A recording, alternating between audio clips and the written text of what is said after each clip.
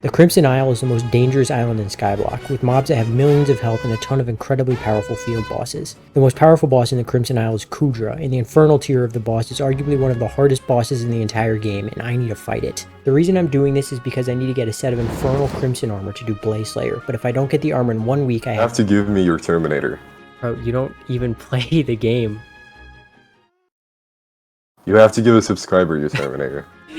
Okay, whatever. At least that makes sense. With this new challenge in mind, I decided to get right to planning what I needed to do. To upgrade a set of crimson armor, I would need a bunch of heavy pearls and kuudra teeth, and both of those are soulbound, so I had a lot of work to do.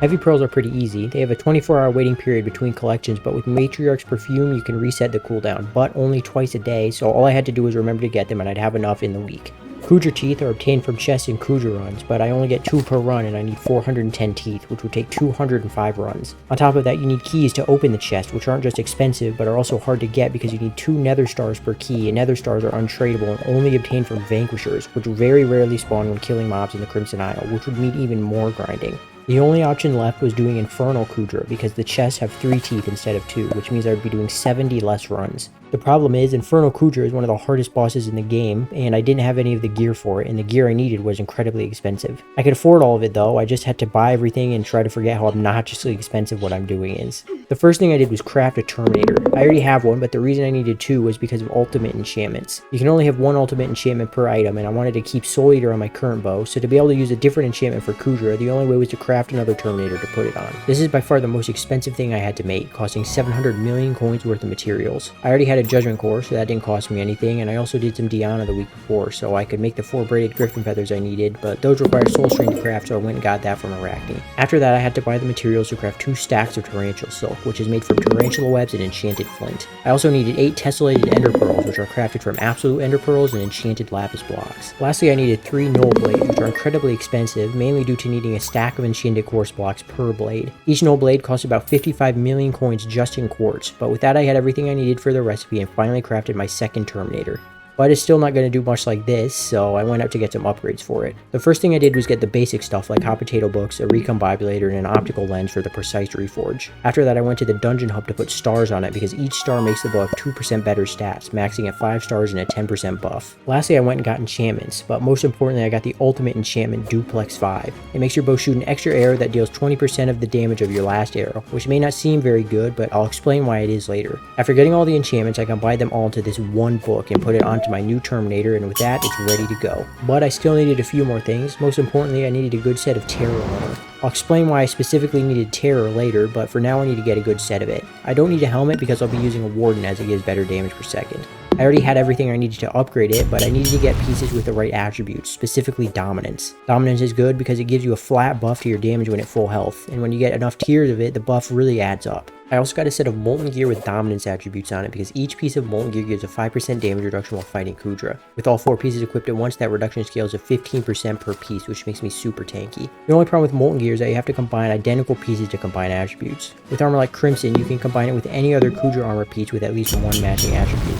With gear pieces though, the items you combine have to have matching attributes and be identical pieces. We couldn't combine a Molten cloak and a Molten necklace even if they had matching attributes. You would only be able to combine a Molten cloak with another Molten cloak with the same attributes. This makes getting high level attributes on gear pretty expensive, as good attribute gear pieces are expensive and so are attribute shards, so I had to stick with pretty low level attributes on my gear. In total I ended up getting to dominance 31, which is a simple way of saying every dominance tier and my armor and gear pieces combined add up to 31. The last thing I needed was more magical power. I personally didn't really care much about having more, but in order to not be kicked from every party and called a multitude of racial slurs, I would need to get at least 1,000. That was pretty problematic though, because I only had 900 magical power and getting 100 more would cost me a lot. But then I remembered I'm rich and bought 25 recombobulators to increase the rarity of a bunch of my rare and epic talismans, which boosted me all the way up to 1,001 magical power. With all my upgrades completed, I started my journey through the Crimson Isle to go challenge infernal kuudra.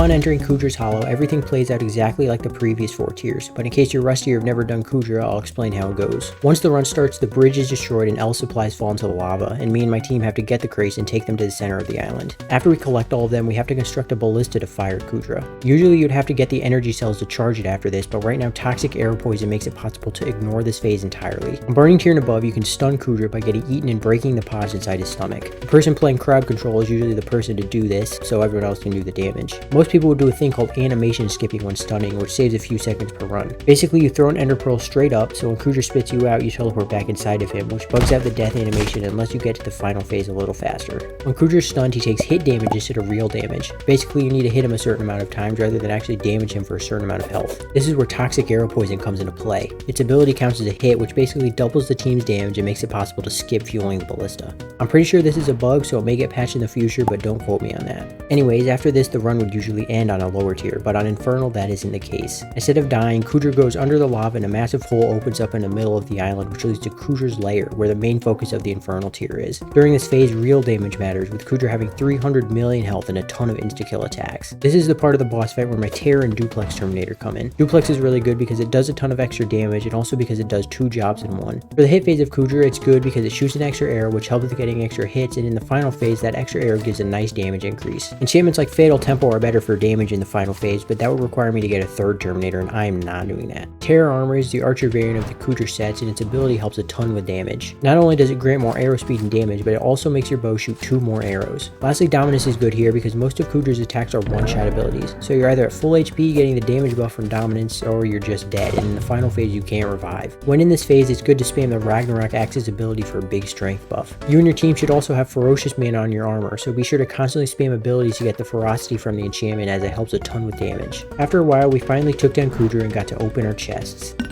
Yep, this is gonna take a while.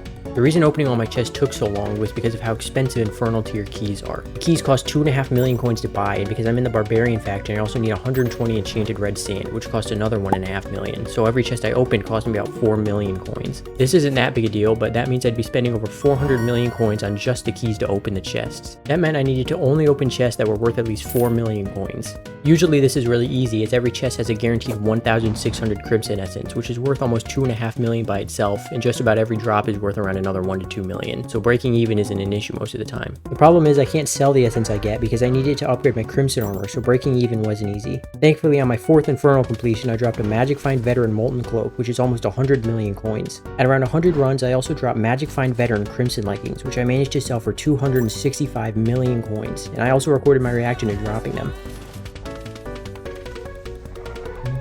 Oh! Oh! Let's go! That's God Roll. I think that's a God. Is that? Yo! I think it is.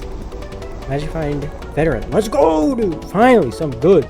Let's go, bro. Let's go. My other random drops like Attribute Shards and Enchanted Books all added up to another 400 million, and all my various armor pieces brought my total up to a little over 1 billion coins. That's of course before the cost of keys and the money I would have made if I sold my Crimson Essence. But after that, I finally had enough teeth and essence to get Infernal Crimson armor, so I bought a set with Dominance and Veteran attributes because Veteran Vitality pieces are way more expensive, and I didn't care enough to spend an extra 90 mil. I upgraded my armor at 11 PM on the final day of the week after starting Kuudra, which means I completed the arbitrarily created challenge that we made up to keep viewer attention and wouldn't have to give away my Terminator. Don't worry, I'm not a total scumbag. I'll do a real giveaway in the video where I actually do play Slayer, so subscribe if you want to see that, like the video if you like, dislike if you don't, and click on one of these end screens, please. Please.